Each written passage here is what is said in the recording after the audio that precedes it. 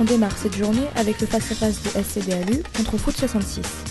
SCD Alu démarre fort cette journée en enchaînant 2 buts dès le début du match contre Foot 66 qui, malgré une très bonne coordination dans son jeu de passe, affiche une défense peu structurée.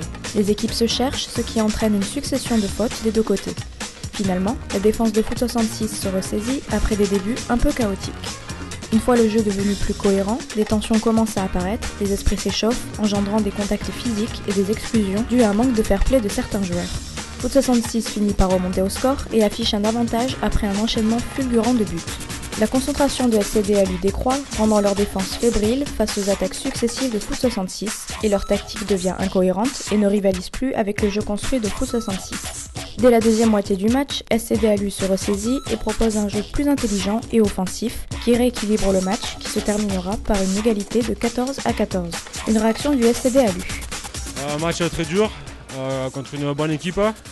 On a réussi à tenir, même avec 5 joueurs, enfin 7, mais on a réussi à tenir quoi. Physiquement, ils sont forts, physiquement ils jouent pas mal au ballon. Et bon, on a réussi à tenir le choc quoi. C'est au tour du face-à-face de Estagel contre le Perpify. Un début méfiant, avec des équipes qui jouent à tâtons et se testent. Chacun a du mal à construire son jeu et le Perpify a tendance à se précipiter, mais fait monter la pression. Enfin, le Perpify marque le premier but, mais l'égalisation ne se fait pas attendre. Estagel possède une bonne répartition de joueurs, mais le second but de Perpify annonce la couleur. Estagel se mobilise et le Perpify multiplie ses actions. Le rythme s'accélère, on note les arrêts efficaces des deux gardiens.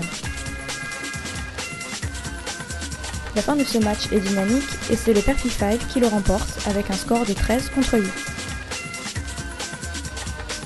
Réaction du Perpify. Ouais, deuxième victoire, mais ça fait plaisir quand même, on a bien joué, on a montré du jeu, de l'envie, tout ça, donc on a bien joué. Non, ça va, on a tous bien joué, même si on a fait quelques fautes défensives. Forcément on était bon, même très bon. On a eu du mal à marquer. 15 premières minutes on a eu du mal. Il y a eu 0-0. Ça fait une très bonne entame de match, donc ça va, ouais. Une très bonne équipe on va dire. 2 victoires, 5 perdus, donc ouais, ça va. Enfin Dieu est grand. Le match suivant oppose le FC Futsal à Paul Vert. Ce match démarre rapidement avec un premier but marqué par Paul Vert. Les deux équipes enchaînent les bonnes actions, mais ont du mal à marquer malgré les nombreuses montées au filet. Le match est serré et les deux équipes peinent à prendre l'avantage face à deux gardiens à la hauteur du dynamisme des joueurs. Dès la deuxième moitié du match, Paul Vert prend l'avantage et le FC Futsal gagne en agressivité face à leur jeu construit. Les esprits s'échauffent tandis que Paul Vert conserve son avance sur la fin du match. Le jeu perd en cohérence, laissant place à des actions moins maîtrisées et des erreurs. Le match se conclut par un 8-10 pour Paul Vert. Interview de Paul Vert. Un match plutôt serré, bon, on est côte à côte au classement, c'est une équipe qu'on connaît.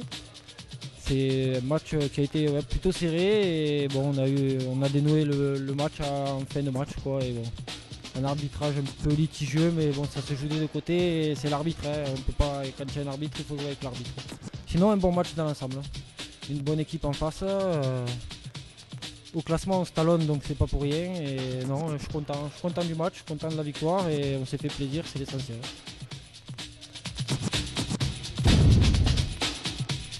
On continue avec le match d'Alu de l'Aspre contre les Clôtures du Midi. Un début de jeu timide pour les Clôtures du Midi qui jouent sur la moitié du terrain et n'arrivent pas à rentrer dans le match. En effet, après 10 minutes de jeu, l'équipe encaisse un 4-1. La défense d'Alu de l'Aspre monte au score et le match se poursuit et personne ne semble finalement trouver son rythme. Seules quelques actions individuelles sont remarquées, notamment chez les Clôtures du Midi qui reviennent à 8-8.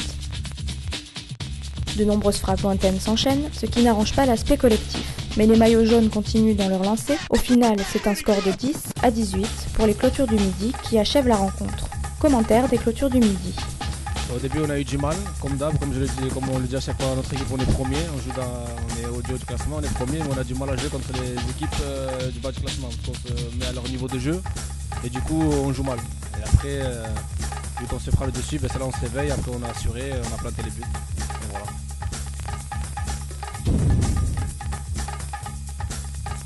Le match qui poursuit est celui de Métro contre le SNE. Belle offensive de la part de SNE qui ouvre le score et appuie de très bonnes défenses. Métro de son côté encaisse difficilement l'averse des buts qui s'acharne sur ses joueurs. Les maladresses de Métro donnent une avance confortable à SNE. La défense bleue ne laisse rien passer et contre-attaque agressivement. La défense de Métro est totalement désemparée et subit les attaques incessantes des bleus. Métro ne sait plus où donner de la tête et c'est dans la même lignée que se poursuivra le match. Conclusion, un score de 19-4 pour le SNE. Réaction de SNE. On va dire que c'est le premier match vraiment où on arrive à se trouver bien, à jouer bien en équipe pendant tout le match. Après l'équipe en face a lâché assez vite. Physiquement je pense qu'ils étaient un peu courts. Et après donc à force d'enchaîner les buts, la confiance elle est grimpée et ça a été plus facile au fil du match, quoi. Sur ce match là on s'était mis comme mot d'ordre entre nous de marquer beaucoup de buts et d'essayer de pas beaucoup en encaisser parce que c'est vrai que depuis le début de saison on encaisse beaucoup et on n'arrive pas à creuser les écarts. Donc là on a réussi à enchaîner, tant mieux, et j'espère que ça fera la même chose au prochain match. Dernier match de cette journée opposant Fernandez Réseau à Expo Fruit. Après un début de match où les équipes se cherchent sans se trouver, Expo Fruit marque le premier but qui lance le début des hostilités. Les buts s'enchaînent du côté d'Expo Fruit face à la défense fébrile de Fernandez Réseau avec un gardien lourdement mis à contribution. Les joueurs d'Expo Fruit visent juste et voient leurs actions souvent concrétisées. Après de nombreuses tentatives, Fernandez Réseau marque son premier but au bout de 10 minutes de jeu, mais peine ensuite à percer la défense d'Expo Fruit dont la puissance offensive ne faiblit pas. Le gardien d'Expo Fruit est rarement sollicité et l'essentiel du match se déroule dans la même moitié de terrain. Sur la fin, Fernandez Réseau réussit cependant à enchaîner 2 buts et développe une défense solide grâce à son gardien. Le match se termine par un 5-11 en faveur d'Expo Fruit. Interview d'Expo Fruit. On était très fort par rapport à l'équipe adverse. C'est pour ça qu'on a gagné. On est derrière très mal parce que y a un joueur qui vient pas. Et, par contre, devant on était bien, on est bien. On marque beaucoup de buts. Chaque fois on gagne un score lourd. Le tableau des scores vient clore cette 7e journée. Rendez-vous pour la suite du 5 la semaine prochaine.